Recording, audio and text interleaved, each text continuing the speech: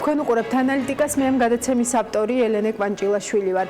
იუსტიციის სამინისტრომ დაგვიდასტურა, რომ კომერციული პალატების შექმნის რეფორმა შეჩერებულია, თუმცა მიზეზები ამ დრომდე განმარტებული არ არის და ზუსტად ისიც არ ვიცით, რეფორმა გადავადდა თუ საერთოდ აღარ განხორციელდება.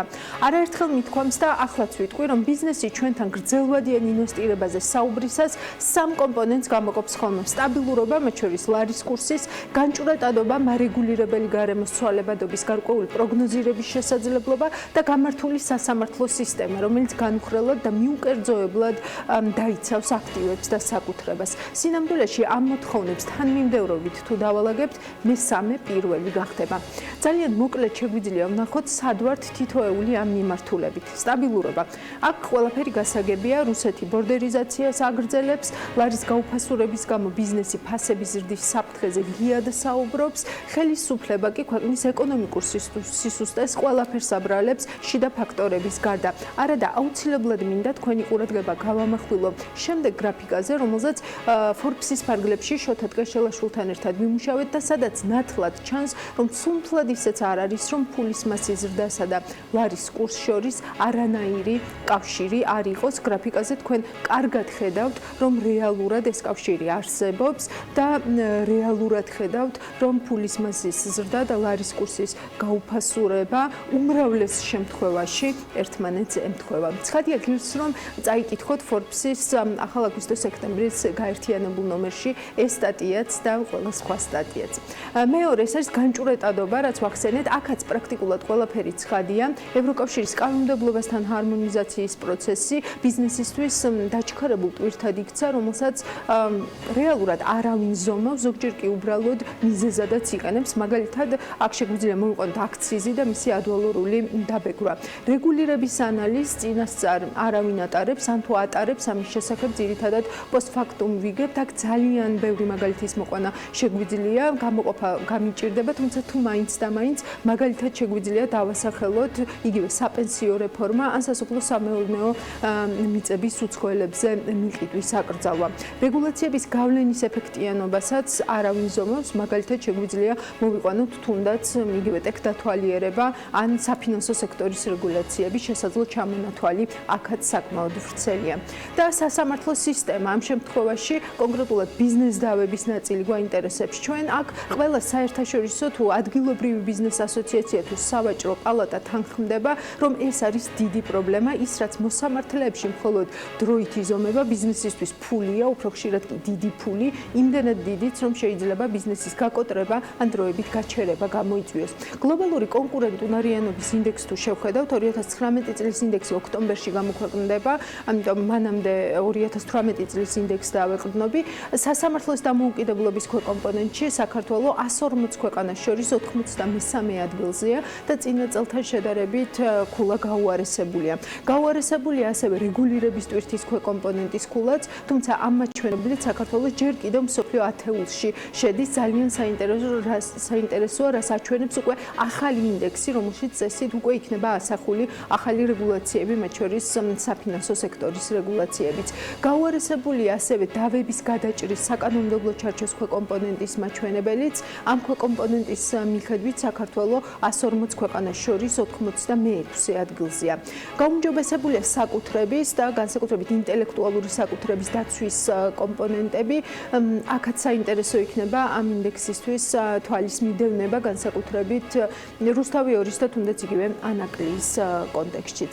ამდენად კომერციული პალატების საკითხის გაჩერება, ან იგივე საერთაშორისო სავაჭრო პალატის საარბიტრაჟო სასამართლოს ქვეყანაში შემოყვანაზე არასათანადო ძალისხმევის დახარჯვა ამ ქვეყნისთვის და მისი ბიზნეს გარემოსთვის, გრძელვადიანი ინვესტირებისთვის ძალიან მძიმე განაჩენია, თუ გავითვალისწინებთ იმ ფაქტს, რომ სულ ახლახან უზენაესი სასამართლოს უვადო მოსამართლეობის ერთ-ერთმა კანდიდატმა კითხვაზე თქვენთვის ვინ იყო, ვის ჩათვლით, როგორც მოქალაქე, რომ ეს პიროვნება არის ლიდერი, აი ასეთი პასუხი გასცა, ვციტირებ, ისტორიულად ბელადებზე, როდესაც არის საუბარი, კონკრეტულად დაუშვათ ლენინი იყო ლიდერი, წყობილებად შემდეგ უკვე დანერგა და იმ იდეების რეალურად განმახორციელებელი ლენინი იყო ლიდერი აი ამ კუთხით. ანუ უფრო გასაგები რომ იყოს 21 საუკუნეში დამოუკიდებლად დამოუკიდებელ საქართველოში ღია კითხვაზე ვინ არის ლიდერი უზენაესი სასამართლოს უვადო მოსამართლეობის კანდიდატს ავტომატურად ლენინი გაახსენდა. რომ შევაჯამოთ საერთო სასამართლოებში ბიზნეს დაავებისთვის სპეციალიზებული კომერციული პალატების შექმნაზე საუბარი ჯერ კიდევ 2016 წლიდან დაიწყო. სპეციალიზებული პალატის შექმნის პროცესს კერძო სამართლის რეფორმის განმახორციელებელი უწყებათშორისი საკოორდინაციო საბჭოს ეგიდით იუსტიციის სამინისტრო ხელმძღვანელობს უწყებას კომერციული კოლეგიების შექმნისთვის საჭირო საკანონმდებლო პაკეტი პარლამენტისთვის ჯერ კიდევ 2017 წლის პირველ ნახევარში უნდა წარადგინა. 2018 წლის სექტემბერში იუსტიციის მინისტრმა განაცხადა, რომ დოკუმენტი საკანონმდებლო ორგანოს წლის ბოლომდე წარადგინებოდა, თუმცა 2019 წელია და სპეციალიზებული კომერციული და საგადასახადო პალატის შესახებ კანონპროექტზე მუშაობა ჯერ კიდევ დასრულებული არ არის. მეტიც, როგორც უწყებაში განგვიცხადეს, კომერციული პალატების შესახებ კონცეფცია არსებობს, თუმცა სამუშაო პროცესი შეჩერებულია. მიზეზებზე წულუკიანის უწყებაში ამ ეტაპზე არ საუბრობენ, შესაბამისად უცნობია რა დრომდე გადაიდო საერთო სასამართლოებში კომერციული დავების განხილველი სპეციალიზაციის ინსტიტუტის შექმნა. საერთო სასამართლოების სისტემაში შეიქმნება კომერციული კოლეგიები, პალატები, რომლებიც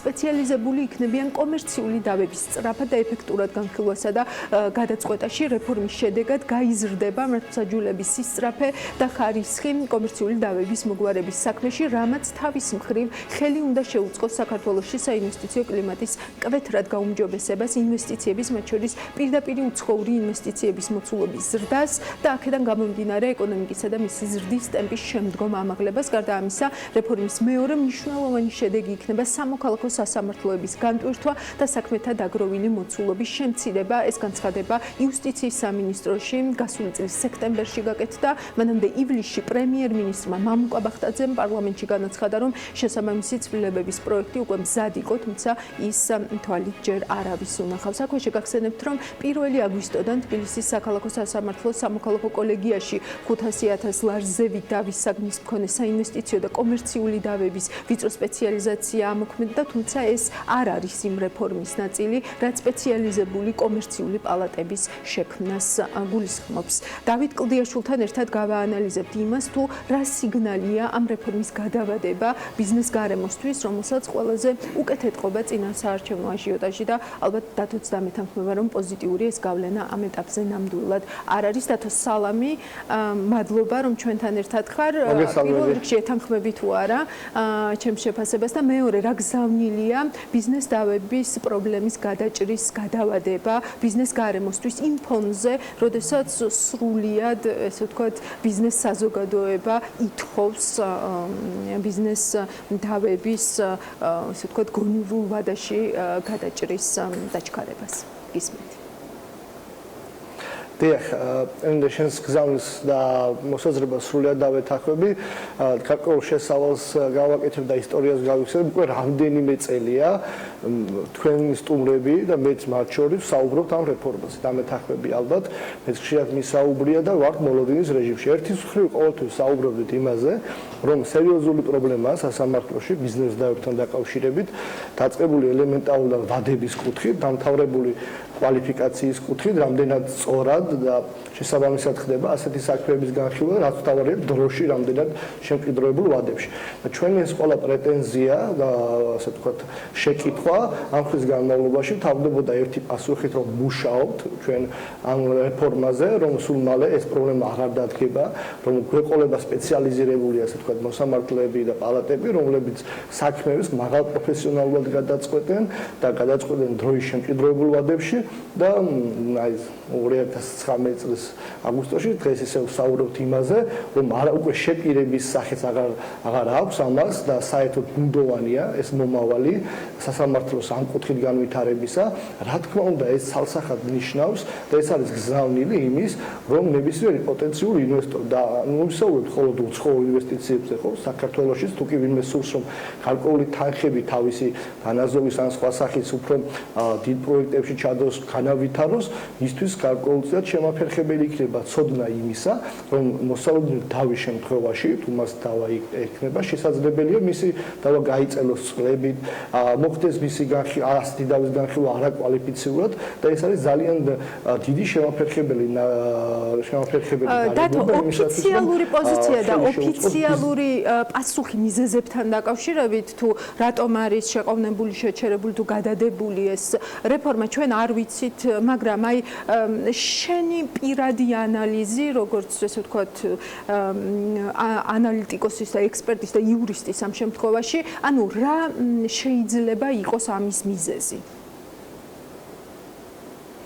ამის მიზეზი ჩვენ შეგვიძლიათ გადავდოთ შეთქმულების თეორიებიდან გამომდინარე, არ ვისაუბრებ და ამ ეტაპზე შევეცდები არ დავინახო გარკვეული პოლიტიკური, ასე ვთქვათ, პოლიტიკური მოტივები და ძალიან მარტივად შევხედოთ ჩემი აზრით სიტუაციას, რომ ამის მთავარი მიზეზი შეიძლება ეს იყოს რესურსების არქონა, ის რომ ამდენი ხნის განმავლობაში მხოლოდ საუბარი იყო იმაზე, რომ პროექტი მზადდებოდა, მოდი დავსვათ კითხვა, თუ კი ხვალ ეს პროექტი ძალაში შევიდა და ჩვენ გვაქვს საკმარისი მატერიალურ-ტექნიკური ბაზა, კადრები იმისათვის, რომ ეს რეფორმა ხარდაჭერილი იყოს. მხოლოდ კანონი, რომელიც შესაძლებელია კარგად იკითხებოდეს და კარგად ეწეროს, არ არის ქმედითი, თუ ამას შესაბამისი ხარდაჭერა არ ექნება როგორც მატერიალურ-ტექნიკური, ისევე ადამიანური რესურსების კუთხით. თქვენ ახსენეთ მოსამართლეთა შერჩევის კონკურსი და ჩვენ ნახეთ, ძალიან კარგია რომ ასეთ გამჭვირვალედ მიმდინარეობდა ეს კონკურსი, ნახეთ 50 კანდიდატი მოსამართლეობისა, რომელთა უმრავლესობა ძალიან ასე სუბუქად ვთქვათ, არასახარბიელო შთაბეჭდილება დათოვა. და ამ პირობებში რამდენად რეალურად შეგვიძლია ჩვენ ვისაუბროთ იმაზე, რომ შექმნა მსგავსი მაღალკვალიფიციური პალატები სასამართლოში. მე ვფიქრობ, რომ ცალსახა რაც არის, ეს არის ალბათ რაც ვაღნიშნე მატერიალურ-ტექნიკური ბაზის და კადრების არარსებობა, მაგრამ ალბათ ამას პრინციპულად ყალიბდებით იმასთან დაკავშირებით, რომ გვჭირდება კომერციული პალატები, რაღაცნაირად უნდა ხდებოდეს ამ რისკების ასევე გათვლა. ხო, მაშინ რა დასკვნა შეგვიძლია გამოვიტანოთ, რეალურად არსებობს ნება იმასთან დაკავშირებით, რომ ბიზნეს დავები უფრო ეფექტურად იჭრებოდეს. ზუსტად ჩემი პასუხის ჩემი პასუხის მეორე ნაწილი ზუსტად შენ შეკითხვას ეხმაურებოდა, რომ თუ ჩვენს ფაქტია რომ არ გვაქვს მატერიალურ-ტექნიკური ბაზა და ადამიანური რესურსი, ამას აქვს თავის გამოწვეული მიზეზები, ხო? ამის გამოწვეული მიზეზი მაშინ ასევე ლოგიკურად არის ნების არარსებობა. თუ კი ჩვენ საუბრობთ, რომ მაგალითად 2019 წლის ბოლოს, ან თუ კი 2020 წლის დასაწყისში სურდა მსგავსი რეფორმის ჩატარება, ამდენი წლის განმავლობაში ვერ ხედავდით ვერც ერთ ქმედით ნაბიჯს, რომ ამ რეფორმისთვის მზად ყოფილიყავით. ანუ ჩვენ ვისაუბროთ ორ ასე ვთქვათ გარემოებაზე, ერთი მოცემულობაზე, მე ასე დავყოფთი რა, მოცემულობაზე, ანუ რაც ვახსენე მათი არარსებობა და ამ მოცემულობის გამოწვევის მიზეზზე. და გამოწვევის მიზეზი ცალსახად არის ნების არარსებობა, იმიტომ რომ თუ კი იქნებოდა ამის ჩამოყალიბებული მტკიცე გადაწყვეტილება და ის იქნებოდა მიზანი, რა თქმა უნდა, ამდენი ხნის განმავლობაში მინიმუმ 2 წელია, ხო, გვესვის ამაზე საუბარი, ამ 2 წლის განმავლობაში შესაძლებელი იყო იგივე მატერიალურ-ტექნიკური ბაზის შექმნა და ასევე მოსამართლეთა გადამზადება იქნებოდა თუ სხვა საკითხები, ყველაფერი ამის დარეგულირება. ანუ მე გავყოთ შედეგი, ის რომ არა გვაქვს და ამის მიზეზი ცალსახად არის ნების კი ბატონო, მაგრამ აქვე მინდა ესე ვთქვათ ამ რეფორმის მთავარი დამკვეთის ესე ვთქვათ როლზეც მინდა რომ გკითხო და ეს შეფასებაც მოვისმინო შენგან რაღაცნაირად ასე გამოდის ხოლმე რომ BMG მოიკითხავს ამ რეფორმებს მე აღმოჩნდება რომ ზოგიერთი მათგანი მაგალითად როგორც ეს კონკრეტული რეფორმა არის შეჩერებული და მხოლოდ პოსტფაქტუმ იგებს ამას უკვე ბიზნეს საზოგადოება ბიზნეს ასოციაციები ისინი ვინც მათ შორის ჩვენს ეთერშიც ამას ესე ვთქვათ მოითხოვდნენ აი ამ როლზე მინდა ესე ვთქვათ checks and balances ნაწილზე მინდა უფრო აქტიური ხომ არ უნდა იყოს თვითონ კერძო სექტორიც რომ ესე ვთქვათ ისიც გარკვეულად ესე ვთქვათ მართავდეს და ამენეჯმენტებდეს აი ამ ნებას რომლის ნაკლებობაზეც შენ საუბრობ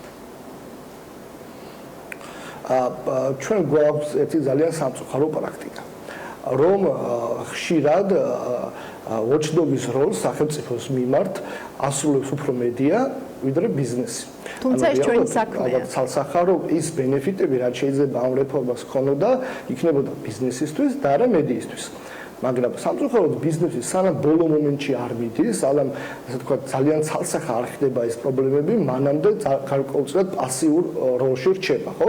იგივე თქვენს ეთერში რამოდენიმე გახმოვ кейსებს მისაუბრეთ, როდესაც ბიზნესმა მხოლოდ მაშინ მიმართა მედიას, მხოლოდ მაშინ ასე თქვა აღიმაღლა, ხო? როდესაც თითქმის პრობლემა არა თუ პრობლემის წინაშე კი არ ვიდექით, უკვე პრობლემა ძალიან ცუდი ელფერი იყო და შეძენილი. წლების განმავლობაში ბიზნესი არის ძალიან პასიური და სახელმწიფოს, ანუ კანონმდებლელი ორგანოების მიმართ უფრო მიმართავს დაკმაყოფილების პოლიტიკას, იმ იმედით, რომ რაღაცები შეიცვლება, ვიდრე იმისა, რომ აღიმაღლოს ხმა და ამაზე პედალირება გააკეთოს და ცალსახად ჩამოწეროს და მიუთითოს იმ მოთხოვნებზე, რაც მას გააჩნია. და განსაკუთრებით მინდა აღვნიშნო, რომ ბიზნესის ეგ საკითხები, ბიზნესის განსაკუთრებით თავშეკავებულებს სასამართლოს ეხება. თქვენს ეთერშიც მე მისაუბრია რამოდენიმე დავაზე, როდესაც ბიზნესმა მხოლოდ მაშინ მიმართა მედია საშუალებებს ამ დავების გაშუქების მიმართ, როდესაც უკვე ძალიან ცალსახა იყო, რომ სავალალო შედეგები შეიძლება დამდგარიყო.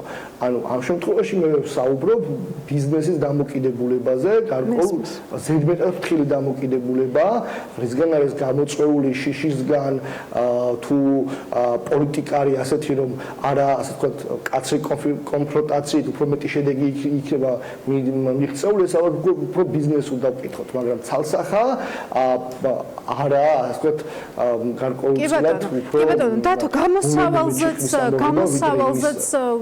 ვთქვათ, ანუ უნდა გაგრძელდეს რეფორმა ეს სამწუხაროდ ძალიან საინტერესო ამბავია. როგორ მივიდეთ? აი ამის გამოსავალი ძალიან მარტივია. ჩემი მესმის.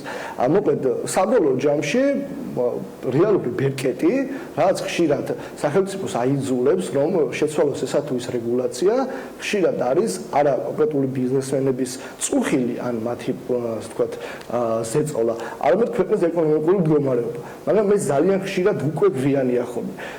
ბევრი შემთხვევა შეგვიძლია გავიხსენოთ იგივე მაგალითად რეგულაციები ვიზებთან დაკავშირებით და ასე შემდეგ, როდესაც არ იყო გათვალისწინებული არც ექსპერტების, არც ბიზნესის, არც ამ დარგის სხვა სპეციალისტების შენიშვნები, მიღებული იქნა რეგულაციები და შემდგომ ამის როდესაც 1 წლის მერე წელიწადნახევრის მერე ვნახეთ რა შედეგი ჰქონდა ამ ყველაფერს, ხოლო მერე დაიწყო ხელისუფლება. დათო, ამ შედეგებს ახლაც ვხედავთ პრაქტიკულად ჩვენ იუსტიციის სამინისტროს განცხადებაში მოვისმინეთ, რაც თქვი სულ ცოტა ხნის წინ, როდესაც ესე ვთქვათ, პირდაპირ უცხოური ინვესტიციების შემოდინებისთვისაც მათ შორის კეთდებოდა ეს რეფორმა და 2018 წლის დაზუსტებული მონაცემები აჩვენებს, რომ თითქმის 35%-ით არის შემცირებული პირდაპირ უცხოური ინვესტიციების მაჩვენებლები, ანუ მეტი რა შედეგი უნდა დადგეს იმისთვის, რომ გამოჩნდეს, რომ თუნდაც მხოლოდ ამ ერთი ვიწრო მიმართულებით მოდი ვიყოთ გულწრფელები. მოდი ვიყოთ გულწრფელები და სინამდვილეში ის ციფრები, რასაც ჩვენ ახლა ვსაუბრობთ, 35%-იანი კლება, ინვესტიციების, თქვათ, მაგალითად, უარყოფითი სავაჭრო ბალანსის გაზრდა, ან ასე შემდეგ. სამწუხაროდ ეს ადვილად ხელშესახები და გასაგები ამ ყველაფრის, ასე ვთქვათ, პრობლემატიკა არის ძალიან ვიწრო წლისთვის. ამ სფეროთი დაინტერესებულებისთვის და სპეციალისტებისთვის. სამწუხაროდ სანამ ეს სავალალო შედეგები სამწუხაროდ სანამ ეს უარყოფითი შედეგები არ დადის უშუალოდ მომხმარებლის დონეზე, რომ მაცივარზე, კი ბატონო, საგნები, ან მაგალითად კი ბატონო, ლარის კურსი კრიტიკულ ნიშანს არ აღწევს, ამ შემთხვევაში სახელმწიფოსთვის არ არის, ასე ვთქვათ, ტკივნეული ეს თემა და მხოლოდ მას შემდეგ იწყებს რეაგირებას, როდესაც ამ გარემოების შედეგებს თავის თავზე დიახ, მადლობა დათო, დავით კლდიაშვილთან ერთად შევაჯამეთ პრაქტიკულად ნომერ პირველი პრობლემა, რომელსაც დღეს ბიზნესი, ამ ქვეყანაში ბიზნესის წარმოების და განსაკუთრებით გრძელვადიანი ინვესტირების გადაწყვეტილების მთავარ შემოფერხებელ ფაქტორად ასახელებს. ეს ზოგადად სასამართლო და უფრო კონკრეტულად მისი ბიზნეს დავების გადაწყვეტის კომპონენტია. გვიან საღამომდე გემშვიდობებით დროებით.